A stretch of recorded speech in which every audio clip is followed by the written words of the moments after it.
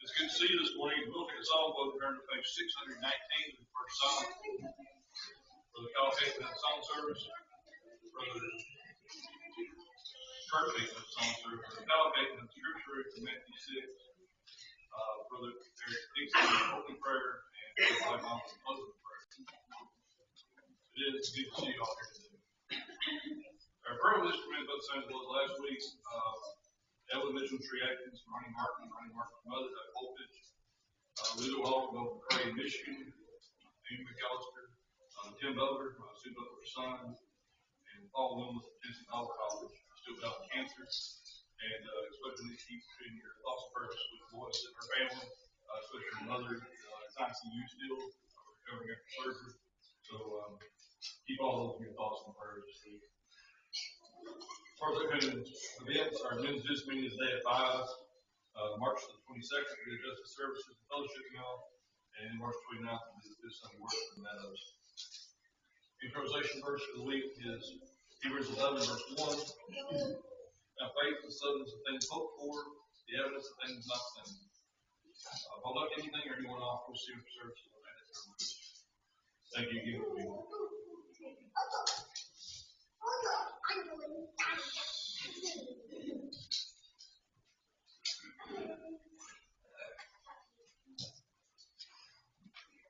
First one will be 619.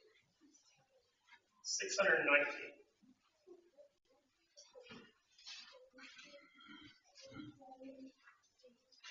We'll sing this song, we'll have our scripture reading.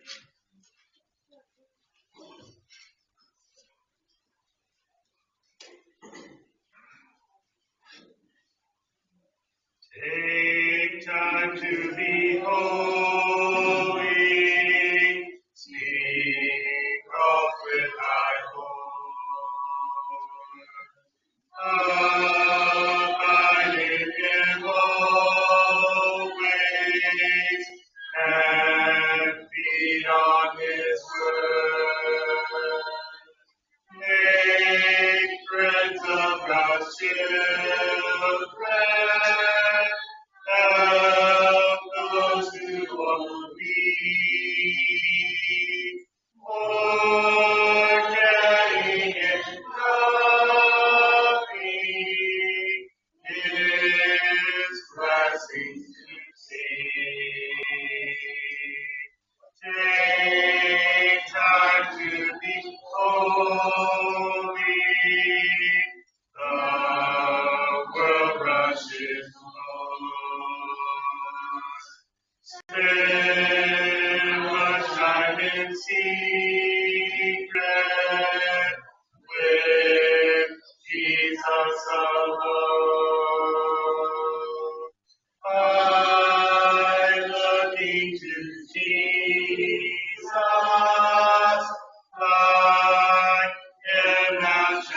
keep thy friends and thy conduct, his likeness shall see. Take time to be holy, let him be thy guide, and run not before him, whatever betide. In joy or in sorrow, still follow thy Lord, and looking to Jesus, still trust in his word. Take time to be holy, come in thy soul. Each thought and each motive, keep his control.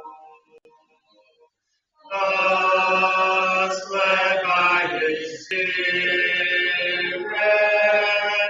to fountains of love,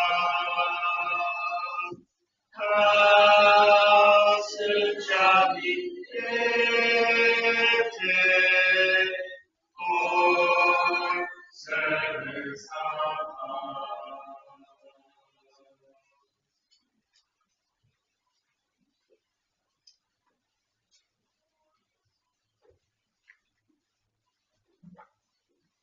Scripture reading this morning will be taken from Matthew chapter 6, verses 19 through 34.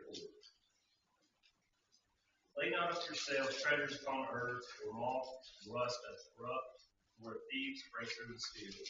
But lay up yourselves treasures in heaven, where neither moth nor rust doth corrupt, where thieves do not break through or steal. Where your treasure is, there will your heart be also. Be the light of the body is the eye. If therefore thine eye be single, thy whole body shall be full of light.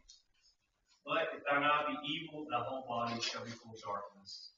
If therefore the light that is in thee be darkness, how great is that darkness? No man can serve two masters, for either he will hate the one and love the other, or else he will hold to one and despise the other. Ye cannot serve God and mammon. Therefore I say to you, take no thought for your life, what ye shall eat, what you shall drink, or yet your body, what ye shall put on. Is not the life more than meat, and the body than raiment? Behold the fowls of the air, they sow not, neither do they reap, nor gather into barns.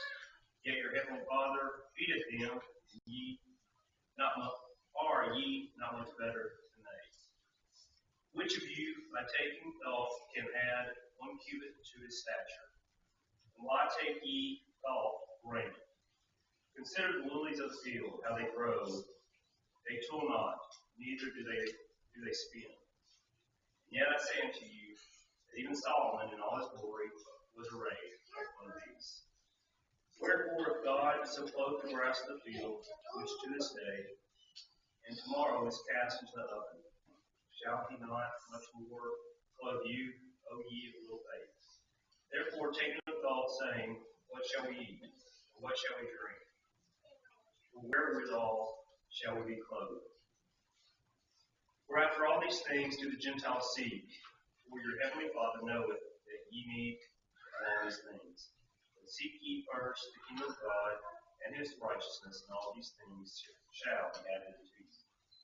Take therefore no thought for the morrow. The morrow shall take thought for the things of itself. Sufficient unto the day is the evil thereof.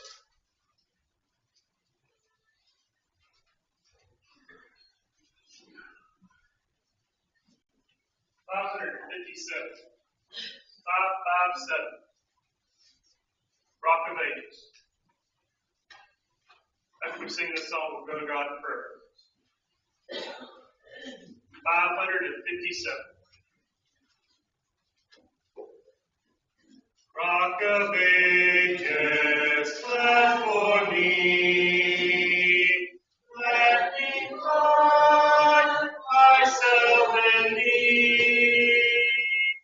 Let the water and the flood from thy red side which flow me of sin double good. Cleanse me from its guilt and power. Not the labor of my hands, and fulfill the law's demands. Good my sin, no rest my soul. Good my tears, forever flow. All for sin could not atone. Thou must save, and thou alone. Nothing in my hand I bring, simply to thy cross I cling. Make it come to thee for dress, helpless love to thee for grace. Ally to the fountain fly, watch me say, you're all I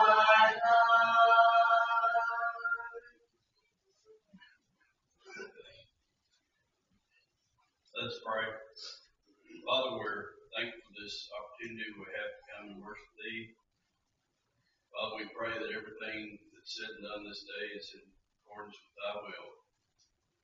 Father, we're mindful this time, the ones that have been sick, we ask that You would do it and comfort them, as You especially be with Sister Lois' mother, help her have a full recovery. Father, we're mindful of our great country, and ask that You would be with us, be with our leaders, and help them make right, proper decisions and look to Thee for their guidance.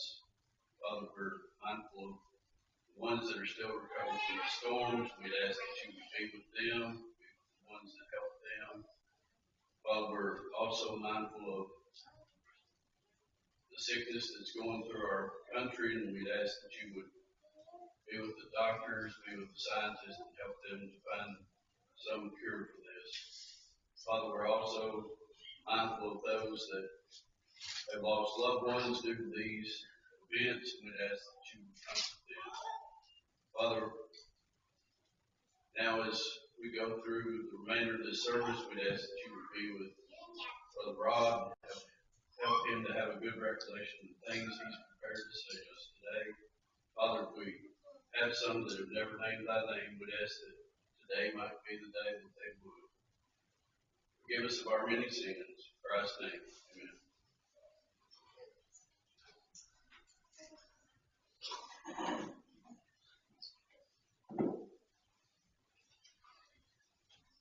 Our next song will be number 40, 40.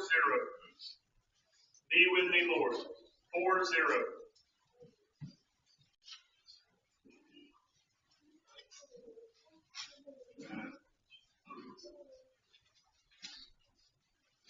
Be with me, Lord. I cannot live without Thee. I cannot try to take one step alone. I cannot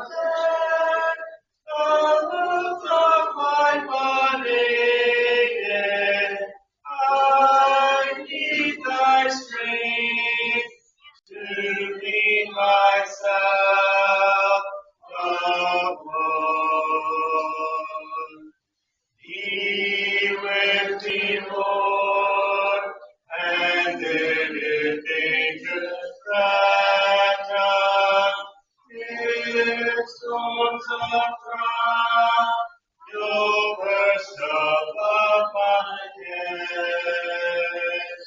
If flashing seas leap everywhere about me, they cannot harm or make my heart afraid. Be with me, Lord, no other gift or blessing thou couldst bestow could with this one compare. A constant sense of thy abiding presence, wherever I am, to feel that thou art here.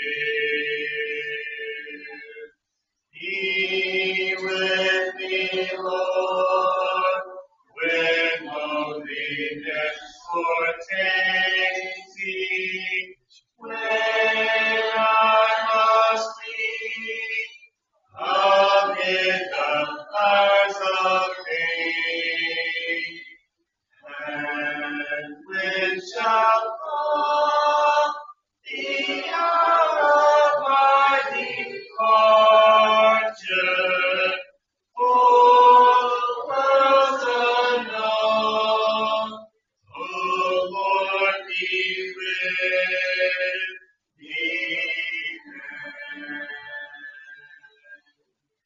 Song for the message will be 160. 160.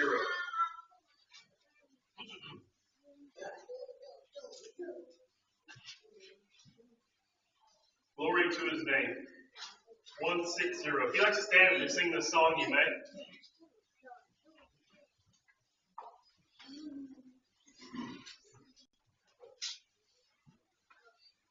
Down at the cross where my Savior died, down where for cleansing from sin I cried, there to my heart was the blood applied. Glory to his name. Glory to his name. Glory to his name. There to my heart was the blood applied. Glory to his name. I am so wondrously saved from sin. Jesus so sweetly abides within. There at the cross where he took me in. Glory to his name. Glory to his name. Glory to his name. There to my heart was the blood applied. Glory to his name. Oh, precious fountain that saved from sin. I am so glad I have entered in. There Jesus saves me and keeps me free. Glory to his name. Glory to his name. Glory to his name.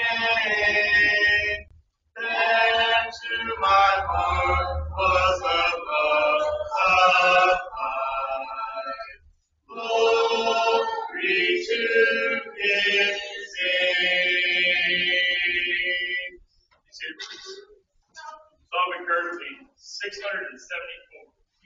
674.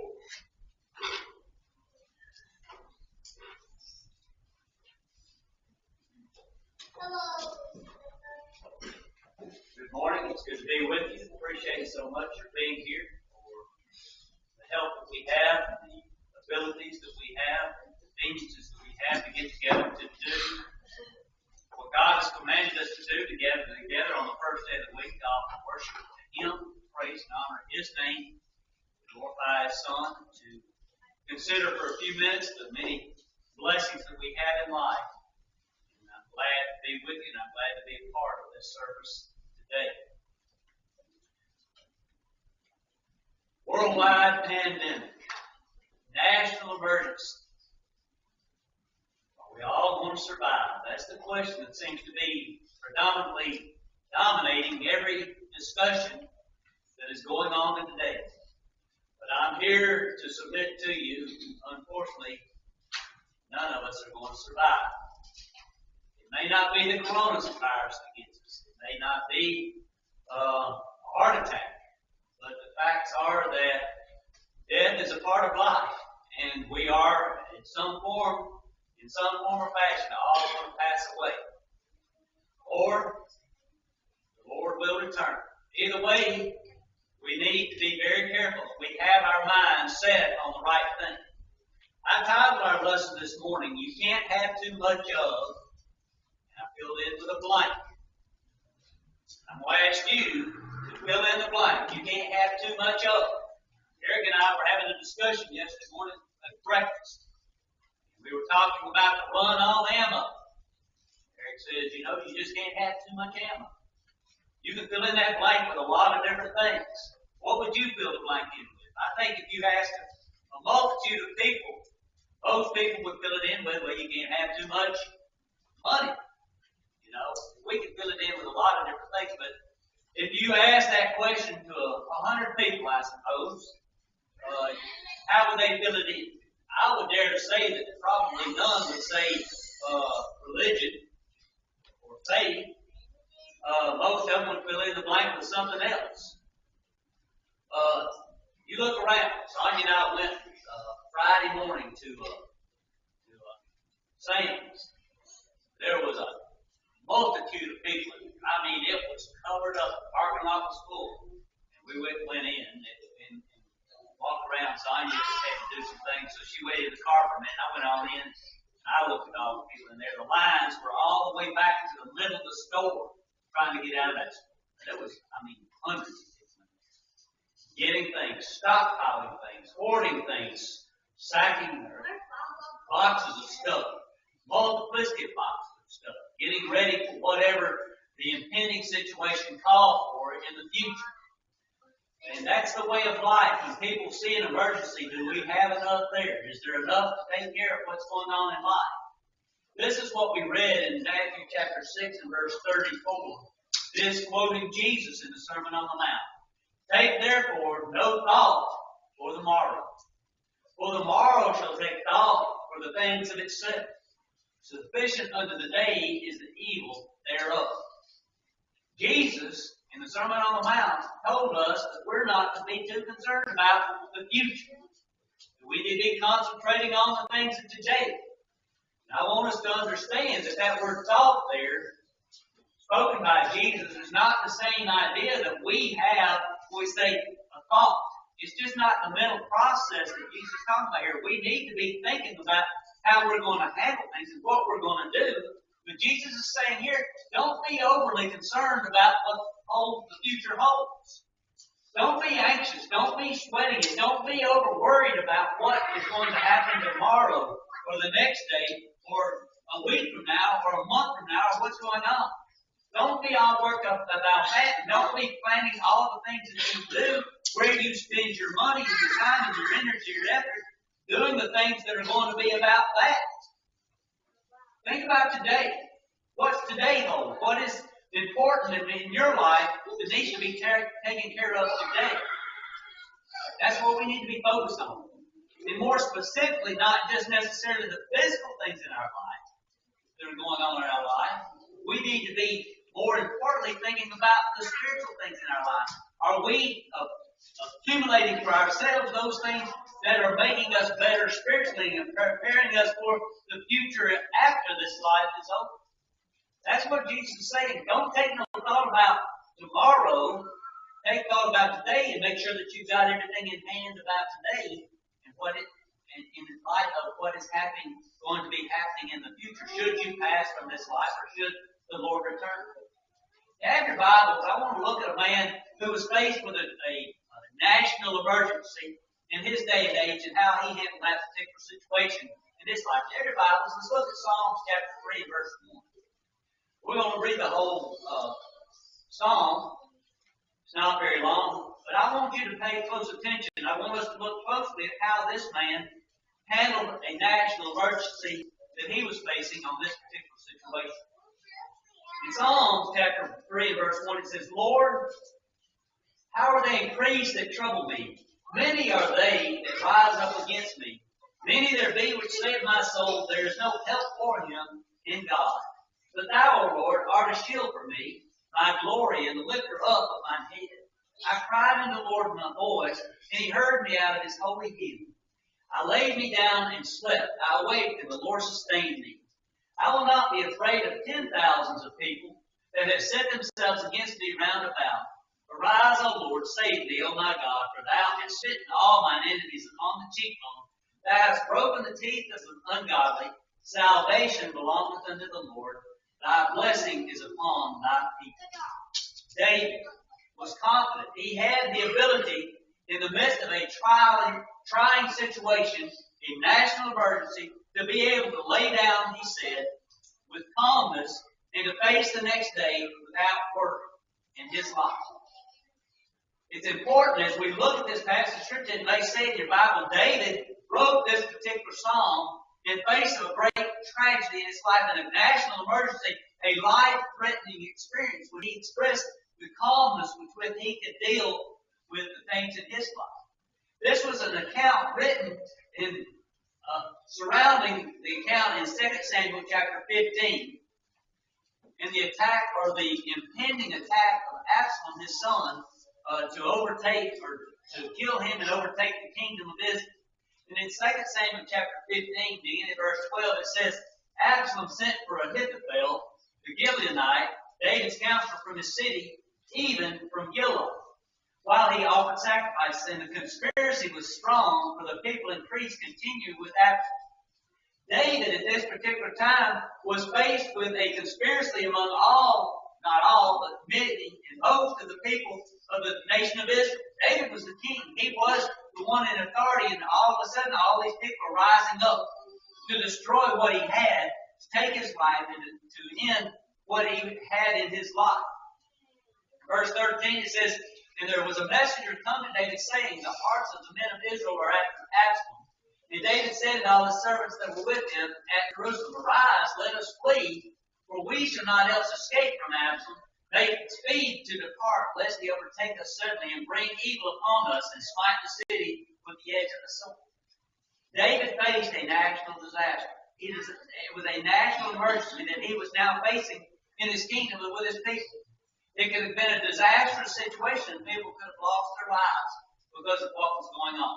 But yet David had the calmness in his soul to know that whatever happened in his life, it was going to be okay.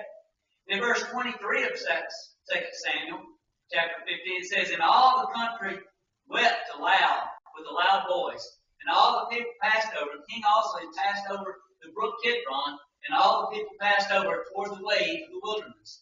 And Zadok also and the Levites were with him, bearing the ark of the covenant of God.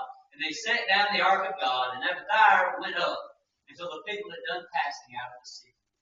There was a massive evacuation of the city of Jerusalem. People were fleeing in front of the impending danger that was coming before them. But what was David's thoughts on this situation? When he could see all the world collapsing in around him and all the tragedy and everything that he was having to face because of this situation, what was going on in his heart? Verse number 25, it says, And the king said unto Zadok, Carry back the ark of God into the city. If I shall find favor in the eyes of the Lord, he will bring me again and shew me both it and its habitation. But if he thus say, I have no delight in thee, behold, here am I, let him do to me as seemeth good unto me. David had a peace of mind and a sense of self-confidence, or a sense of confidence in God so much that he said, we know how much you cherish the Ark of the Covenant. He wanted so much to have the Ark of the Covenant because he knew that was something that symbolized the relationship that he had with God and with the children of Israel and what the relationship they were with God. He wanted that Ark there. It was important that the Ark of the Covenant was there. He wanted to build a temple for it, but God forbid that. So we understand how precious the Ark of the Covenant was to David. Yet he says, take it back and leave it in the city. We're not going to carry it out. That's where it's supposed to be. That's where God has established his relationship with the children of Israel. That's where the Ark is supposed to be. Take it back. And whatever happens to me, happens to me. If it be good and I can come back to Israel or back to Jerusalem, that would be great. I hope that that's the way that it works out.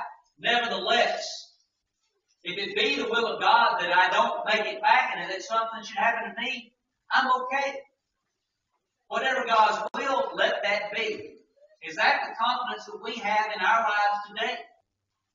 Whatever might happen, it happens. If I take the disease, if something happens to me, and so I have to suffer, am I okay with that? Is my spirit in such a condition in a relationship with God where, the trials and things that cause all the problems for the world around us, they don't affect us? We have a calm, serene spirit. We know that things are going to work out all right because God is walking with us and we're walking with God. David had that confidence in his spirit, in his soul, despite the tragedies that were going on, or the seemingly tragic situation that was happening in his life. David had always been that way. In 1 Samuel chapter 17, David, in speaking to Saul, the king, said, the Lord that delivered me out of the paw of the lion and out of the paw of the bear, he will deliver me out of the hand of the Philistine. And Saul said to David, go, and the Lord be with thee. We recognize that passage of Scripture coming from the time when David was getting ready to face the giant Goliath. He had that confidence from very youth. Every trial, every problem that came up in David's life, he saw God working with him and for him to be able to make it through whatever the tragic situation he was facing on that day to get through it. He had built that kind of faith in his life, so whatever came up, the next situation didn't put a stumbling block in front of him and cause him to fail to move forward and to live his life that God would have him to live it. That's true of all people, really, in life. We can look at the example of Daniel. When he was carried away into captivity by the Babylonians and ended up in Babylon, and was challenged with living a kind of life like those people who were around him, the king said, you feed these people and we're going to bring them in and test them to see what kind of people they are, and I'll make these people a part of my kingdom and give them positions of power. And Daniel and his friends determined that they were not going to live like the world. They weren't going to eat like the world lived. They weren't going to drink like the world lived. They were going to be the kind of people that God would have them to be. And so he had a challenge. Was he going to make the decision to do what the king said do, or was he going to do what God wanted to do? And we know how that story ended. They put the challenge, they ate what God wanted, and they came before the king, and they were better, more healthy than those people who had been given the dainties of the king. And it's important that in that story, after they had lived like they were supposed to live, that God blessed them in that respect. God is going to give us the blessings that we need if we will but be faithful to Him. It says that in Daniel 1 verse 20, and in all the matters of wisdom and understanding that the king inquired of them, he found them 10 times better than all the magicians, the astrologers that were with him in all his realm. And so Daniel, Shadrach, Meshach, and Abednego were blessed by God, and they were given positions of power. If we will live by faith and do the things of faith and not let the things that are going on around us that are so concerning bother us and cause us to do things that we shouldn't, God will bless us. That is a promise from God.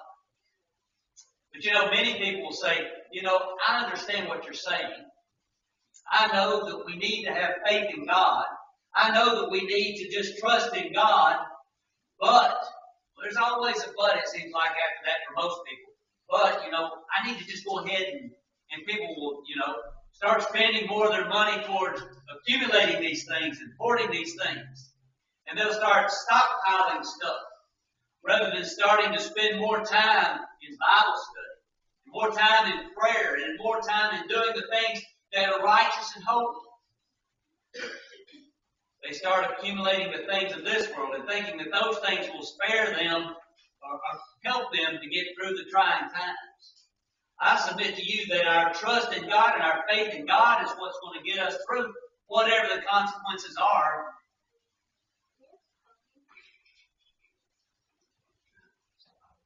It's futile to try to expend our energy and time and resources in accumulating things of this world rather than spending our time and our energy appealing to God and giving God the things that He so rightly deserves to have our rescue. The futility of that is taught to us in Proverbs chapter 11, where in verse 23 it says, "The desire of the righteous is only good, but the expectation of the wicked is wrath. There is that scattereth, and yet increaseth. There is that which withholdeth more than is meet, but tendeth to poverty." He's talking about the inconsistencies. There's some people who gather and gather and gather, and yet they don't have enough to get them through whatever the tragedy is. There are people who give to others and help others out and seem to be throwing away everything that they have, and yet in the end, things always work out. Proverbs goes on to say, "The liberal soul shall be made fat, and he that watereth shall be watered also himself. He that withholdeth corn, the people shall curse him. But blessing shall be upon the head of him that selleth it. He that diligently seeketh good procureth favor, but he that seeketh mischief, it shall come unto him. He that trusteth in his riches shall fall, but the righteous shall flourish as a branch." We need to understand the consistency of the promise of God that when we do the things that He tells us to do, as ironically as it looks to the world as something that is making the wrong choices, it's going to work out all right. God's going to bless us if we will, but turn to Him and lean on Him and do the things that He requires of us to do. We can be confident that God will bless us and take care of us. We have to be focusing on the soul's well-being more so than anything else in this world. We understand that, but when we're facing tragedy, sometimes we have a tendency to draw back. We think that we need to turn our focus on other things rather than on our soul. In this day and age, when there's so much being propagated about the problems that this world is facing and the potential for great harm to so many people, the world should be turning to God. The world should be looking to God for the answers to the problems that they're facing. But rather than looking at the problems that they're facing through the eyes of what God can do for them, they're looking through the eyes of what I can do for me and what I need to do for myself in order to be safe through all this. We've got to focus on our soul and taking care of our soul and let God handle the rest of it. In Isaiah, a similar thing is taught in Isaiah chapter 26. It says, "In that day shall this song be sung in the land of Judah. We have a strong city. Salvation will God appoint for the walls and the boulders. Open ye the gates, that the righteous nation which keepeth the truth may enter in. Thou wilt keep him in perfect peace, whose mind is stayed on thee, because he trusteth in thee. Trust ye in the Lord forever, for the Lord Jehovah is everlasting strength." This Isaiah was talking about when Israel was in a position of weakness. They had been carried off into Babylonian captivity, yet God says, "Continue to trust in me, and God will open up the gates, and there will be a salvation. You will be taken care of. You will have the peace of knowing that God is there to supply the things that you need to get you through to the end." Jesus in Matthew chapter 6, the passage that we read in our scripture reading, emphasized that our only focus, our main focus, should be that of taking care of our hearts and making sure that our hearts are right with God. Matthew 6 and verses 22 and 23. "The light of the body is the eye. If therefore thine eye be single, the whole body shall be full of light. But if thine eye be evil, the whole body shall be full of darkness. If therefore the light that is in thee be darkness, how great is that darkness?" Jesus emphasized the fact that we have to focus ourselves on the right thing. We can't be jumping back and forth between things. We've got to be sure that we have our soul in check, that it's ready to meet our Maker. And if something bad happens to us physically, then that will be okay, because nothing is more important than what happens eternally. Jesus pointed out how futile it is to think about thinking that we have some sort of control over what's going on in our lives. Matthew 6:27. Which of you, by taking thought, can add 1 cubit unto his stature? How many of you? We talked about this in class for a few minutes with in that setting, and I asked, how many of you want to be taller than me? Speaking to the kids, of course. Yeah, every one of them said, well, that's not much of an ambitious goal as far as that goes. Chandler, every time I see him, he says, I'm taller than you have. And I said, but you have no control over that. And we understand that. We have no control over that. Yet we think that there are certain things in life that we have control over. We have control over getting the coronavirus, or we don't. Well, realistically, we don't have control over that. And if we did have somewhat control over that, then something else is going to get us later on. So as far as life and death circumstances, we don't have control over that. And we understand that, but yet we do so much expending so much time and energy in trying to defend against that we're not spending enough time and energy on the things that we should or can control, and that's our hearts and our spirits and those things that we can grow and build and make good for God. I have the perfect example of how out of control we are physically speaking. As y'all know, I had a minor surgery a few weeks ago. And I take care of myself pretty good. I try to eat good. I exercise pretty regularly. And I think that I'm in fairly good physical health. I think, as far as that goes, everything's okay. I went into that surgery and the doctor said, you look good. Everything looks good. They put me on the table. They put me under an anesthesia. And my heart rate goes down. It goes way down. They're at the point now where, is he going to make it? They're getting the patterns out. Here I am in good shape. I've taken good care of myself, and, I got no control over that. I've been taking care of my heart, exercising, but you don't have any control over that. We need to be careful that we have our hearts right and spiritually speaking, because that is the one thing that we do have control of.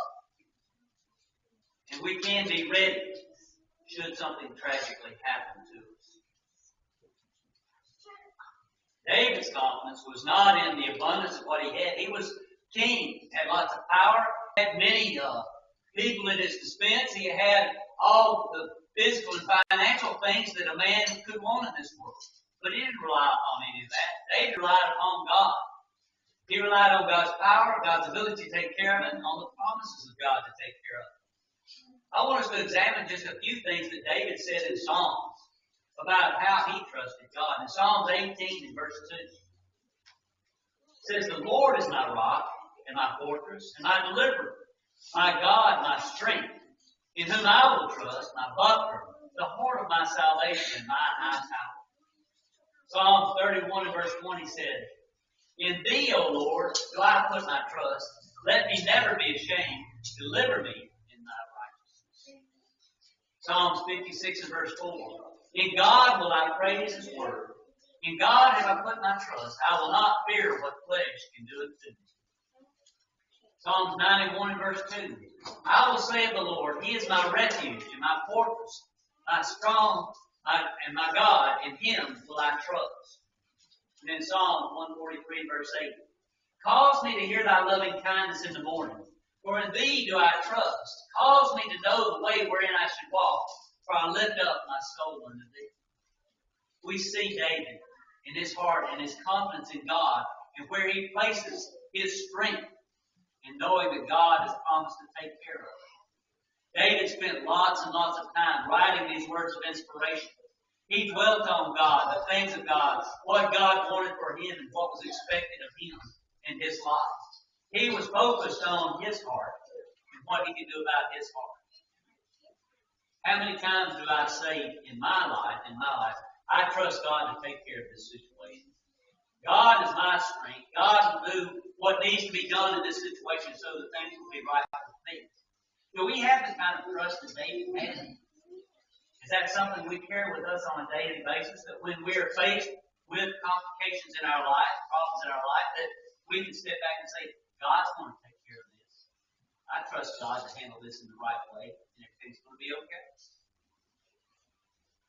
Jesus calls our minds to the evidence that God's care is all around us. And we can see how much He takes care of everything. In Matthew chapter 6, verse 26, He said, Behold the fowls of the air, for they sow not, neither do they reap, nor gather they into barns, yet your heavenly Father feedeth them. Are ye not much better than they? We just look around for a minute and see how much God cares for everything in this world. He doesn't. The fowls of the air. He goes on to talk about the lilies of the field, how they toil not, neither do they sow, but yet God takes care of them, and they're even better off in the sense of glory than Solomon and all his riches. We have the evidence so that we can have the confidence in knowing that God will take care of us, because we are much more valuable than anything else in this world. Our souls are the most important thing in this world. Luke's account tells us something a little different in his account of the things mentioned in the Sermon on the Mount. In Luke 12 and verse 32 and 33, it says, Fear not, little flock, for it's your Father's good pleasure to give you the kingdom. Sell that you have, give alms, provide yourselves bags which wax not old, a treasure in the heavens that faileth not, where no thief approacheth, neither moth corrupteth. God says, discard those things in the sense of putting emphasis on them that are important to the world. Sell those things that you have so that you might have those things that are necessary for us to make it to heaven. The spiritual treasures. Because God wants to give us an eternal home in heaven.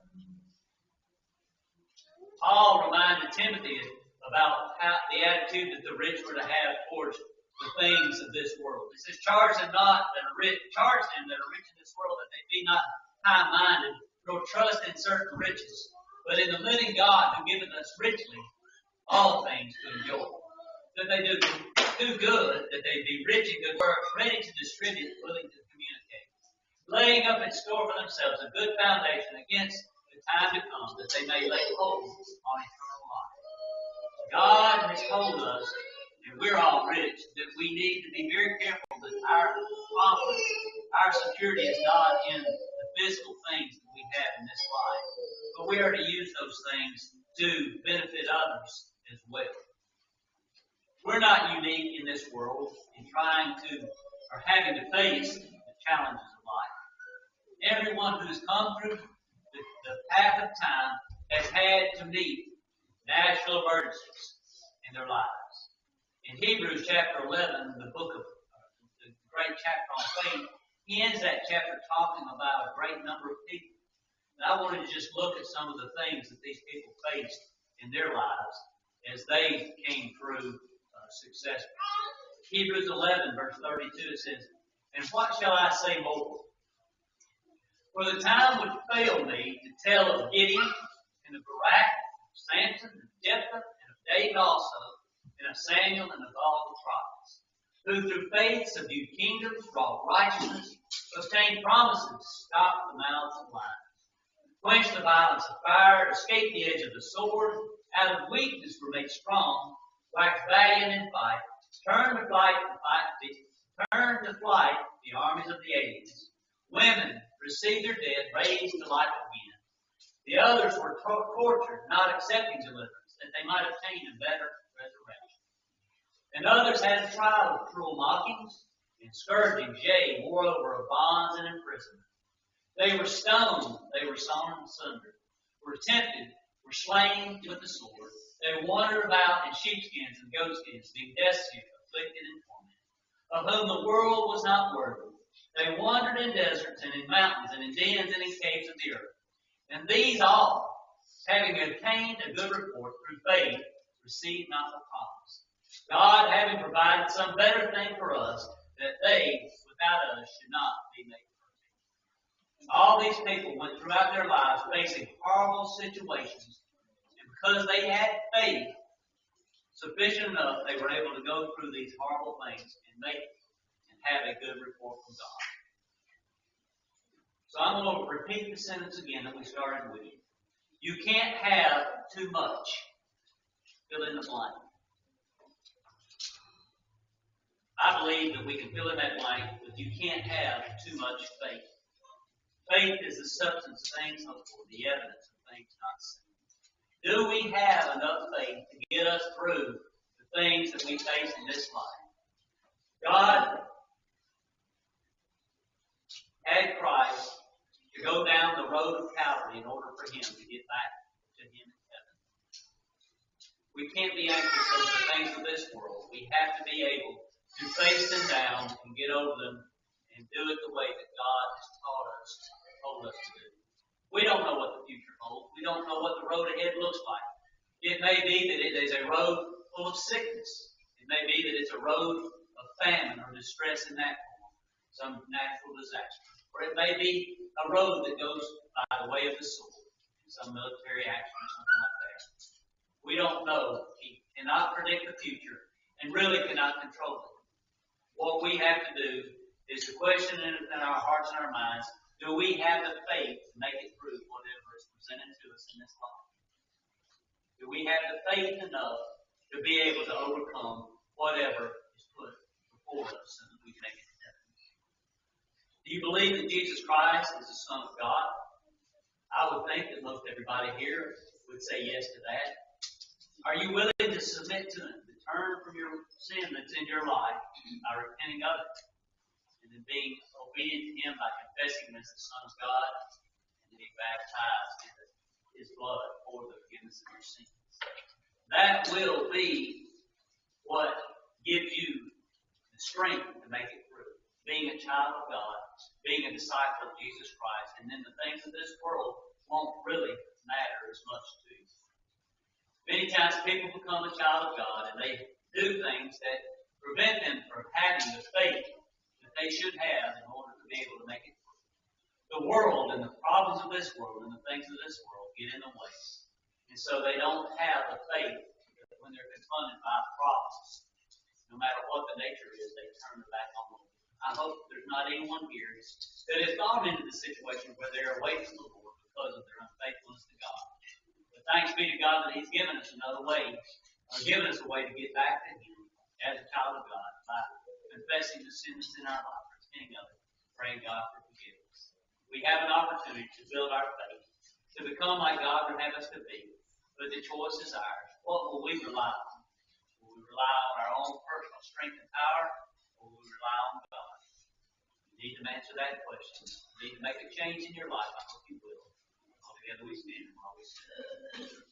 There's a great day coming, a great day coming. There's a great day coming by and by. When the saints and the sinners shall be parted by and by. Are you ready for that day to come? Are you ready? Are you ready? Are you ready for the judgment day? Are you ready? Are you ready for the judgment day? There's a bright day coming, a bright day coming. There's a bright day coming by and by. But its brightness shall only come to them that love the Lord. Are you ready for that day to come? Are you ready? Are you ready? Are you ready for the judgment day? Are you ready? Are you ready for the judgment day? day coming, a sad day coming, there's a sad day coming by and by,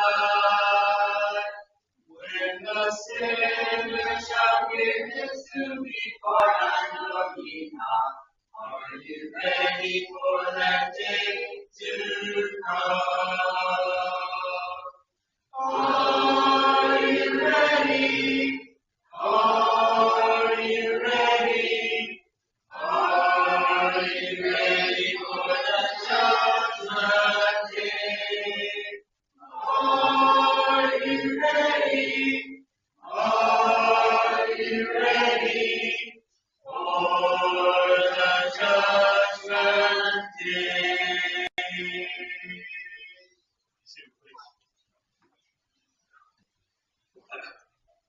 We'll sing 511, 511, off we come together to help prepare our minds and taking of the Lord's Supper.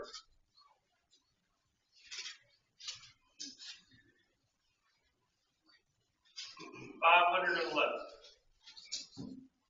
Off we come together,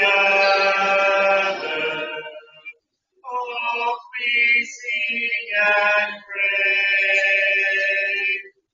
Here we bring our offering on this holy day. Help us, Lord, thy love to see. May we all in truth and spirit worship thee. May we keep in memory all that thou hast said. May we truly worship as we eat the bread. Help us, Lord, thy love to see. May we all in truth and spirit worship thee. May we all in spirit, all with one accord, take this cup of blessing, give our mouth the Lord. Help us, Lord, thy love to see. May we all in truth and spirit worship thee.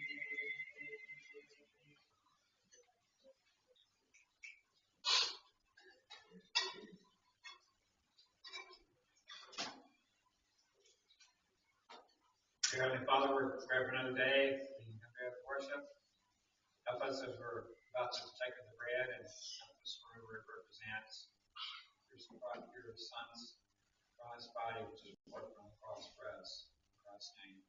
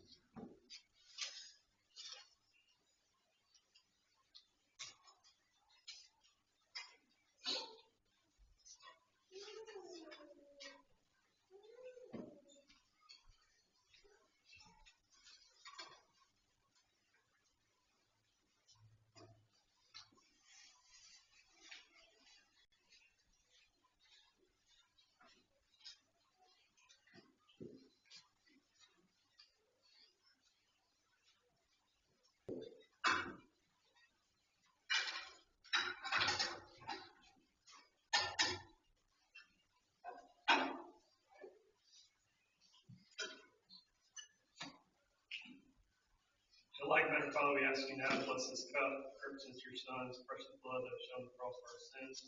Help us to examine our lives and take of this in the manner pleasing your Son, Christ.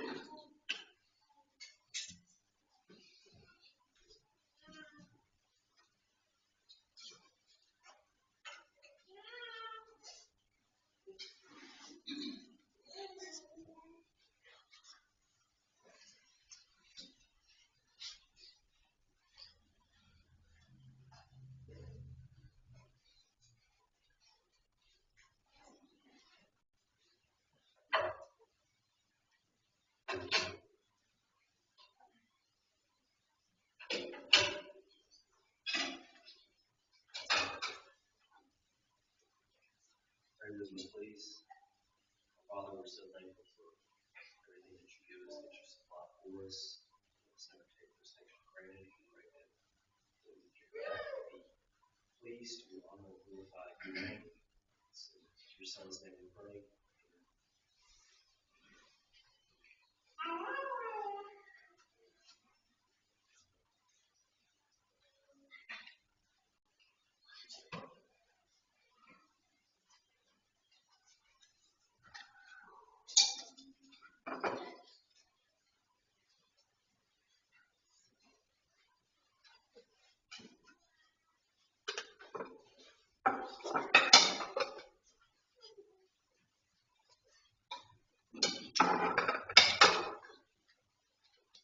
$755 for the final song.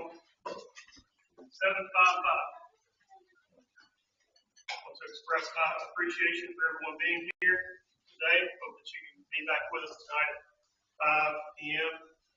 Or sorry, 6 p.m. We have a men's visiting at 5, correct? 6 p.m. tonight, 5 p.m. men's visiting. All right, if you'd like to stand as we sing 755, we'll sing the first and last verse. We'll have our final prayer.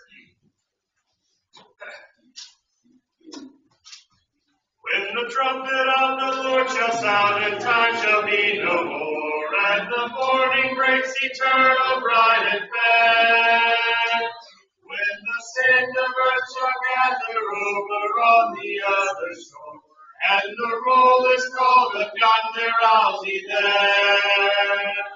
When the roll is called of yonder, when the roll is called of yonder, when the roll is called of yonder, when the roll is called of yonder, I'll be there. Let us lay before the Master from the dawn till setting sun. Let us talk of all His wondrous love and care.